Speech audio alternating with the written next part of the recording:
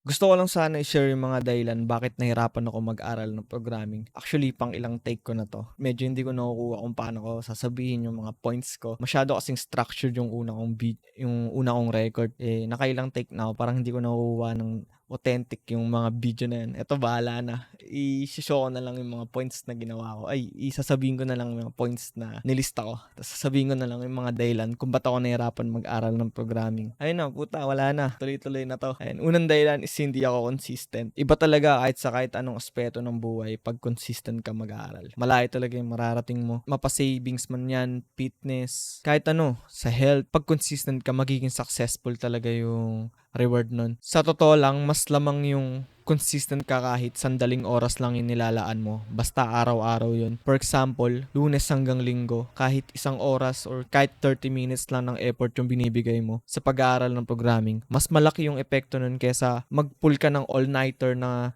di ka matutulog tas aaralin mo lahat nung nasa Udemy course mo or nasa YouTube tutorial mo. Mas lamang yung pakonti-konti pero araw-araw. Ayun siguro mas effective na approach yun. Alam ko naman sa inyo na yung majority ng nanonood sa akin is mga estudyante. Kumbaga yung schedule nyo is hindi nyo pa control kasi mga college student pa lang kayo. Kumbaga hindi kayo makapag-commit ng block ng oras para mag-aral kayo ng programming, di ba? Parang hindi ganun yung nangyayari ngayon sa current situation nyo. Siguro mas effective na mag-put lang kayo ng 30 minutes to 1 hour para mag-aral ng programming sa programming language na gusto nyo. Mas effective na way yun. Tapos bawi na lang kayo kapag Sabado-Linggo. Ayun yung unang point ko. Consistency is taki talaga sa pag-aaral ng programming. More successful yung reward na matatanggap nyo. Punta naman tayo sa pangalawang dahilan bakit nahirapan ako mag-aral ng programming is hindi ako physically and mentally prepared. Kahit anong pag-aaralan naman, kumbaga pag hindi ka physically and mentally prepared, wala talagang papasok sa utak mo. Example ko dyan, pag nag-aaral kayo ng puyat or wala kayong pahinga, di ba kahit anong pilit mo mag-aaral, parang walang papasok sa utak mo nun kasi pagod na talaga yung utak mo. Siguro yung magandang approach doon, ito yung ginawa ko personally ng approach ko. For example, ang pasok ko 1 p.m., gumigising talaga ako ng mga 7 a.m. nun, tapos mag-aaral ako hanggang 11 a.m. kasi need ko pa mag-prepare para pumasok sa school eh. Ganun yung naging setup ko. Pero kapag maaga yung pasok, tapos syempre maaga rin yung uwi nun, matik, or mga 6 p.m. ganun yung uwi. Ang ginagawa ko nun,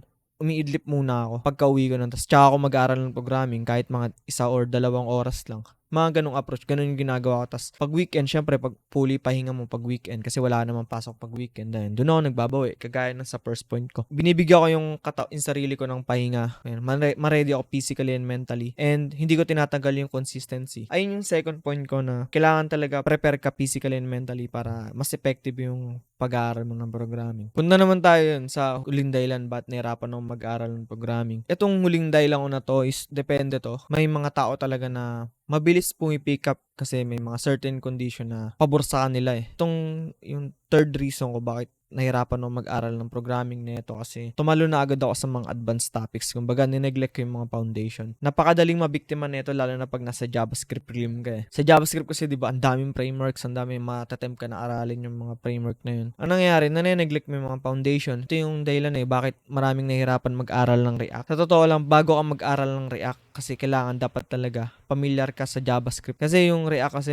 JavaScript lang talaga siya. Kaya nga library lang siya ngayon eh. Hindi siya nagiging framework. Although may ecosystem siya. Malawak yung ecosystem ng React. Pero library lang talaga yung React. Nahirapan yung mga newbie. And ako, that time, nung estudyante ako, nahirapan ako mag-React. Noon kasi, nineglect ko yung foundation ng JavaScript. Hindi ko pinrush ng deep dive yung JavaScript. Feel ko wala akong natututunan nung nag-aaral ako ng React. Kasi wala naman talaga. Kasi kulang talaga. Kumbaga may bungi dun sa foundation na alam ko. Kaya yun, lumipat ako sa Vue. Kasi yung Vue kasi framework na. Kaya mas dali ako naka-adapt sa Vue kasi una, nag-aaral ako ng React along the way nun, 'di ba? Marami ako natutunan na JavaScript foundation nung nag-aaral ako ng React. 'Di ba baliktad? Sa React ko natutunan yung JavaScript foundations ko. Kaya nung nag-Vue ako, baga sobrang taas nung learning curve nung React.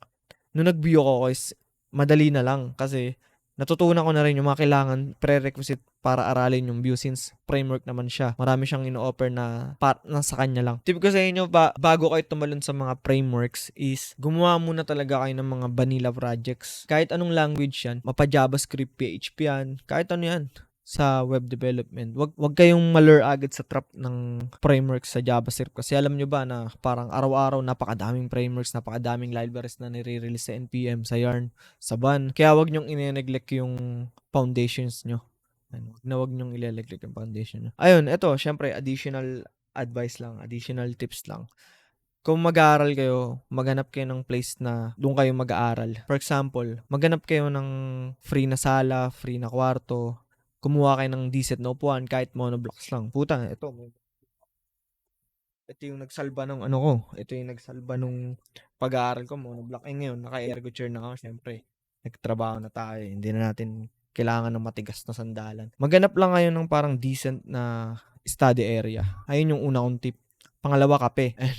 Kape sa akin kape. Mas effective yung kape kasi parang wag kayong magkokobra, wag kayong magti-3-in-1, wag kayong energy drink, black coffee lang. Kasi kailangan yun pang maganda pang pagising talaga yung black coffee. Lalo na pag nakaidlip or umaga. Ano, mag-black coffee kayo bago kayo mag-aral. Kasi parang actually, ang ngayon, hindi na siya nagiging pampagising sa akin yung kape. Ang nangyayari, pag uminom ako ng kape, parang nagiging cue ko na magsimula na mag-programming. Simula ko na yung araw ko mag-programming. Parang ganun yung nangyayari. And last na additional tip para sa effective na pag-aaral ng programming is yung ayusin niyo yung materials niyo. Alamin niyo kung anong type kayo ng learner.